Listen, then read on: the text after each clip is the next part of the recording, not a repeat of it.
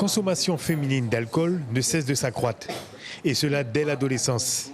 Les femmes enceintes ne sont pas épargnées par ce phénomène.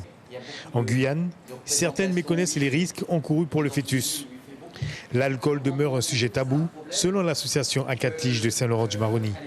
Nous, dans notre communauté thérapeutique, elles viennent pour ça. Donc au départ, elles peuvent montrer quelques réticences parce qu'en plus, c'est quelque chose qui se fait en groupe.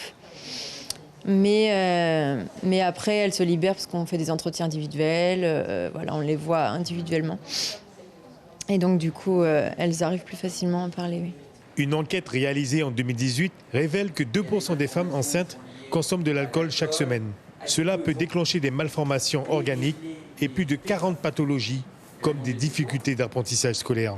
Zéro alcool pendant la grossesse, c'est donc le message de la délégation SAF, syndrome d'alcoolisation fœtale. Pour le porter, un maillage du territoire est nécessaire pour toucher le maximum de personnes. Il faut pouvoir parler aux personnes, parler dans les écoles, parler dans les PMI, parler dans les CDPS, parce qu'on n'a pas d'hôpitaux sur l'intérieur. On a des centres délocalisés et ce n'est pas forcément l'équivalent d'un hôpital. Donc l'information n'y est pas forcément aussi claire que dans un hôpital ou dans un centre de soins sur le littoral.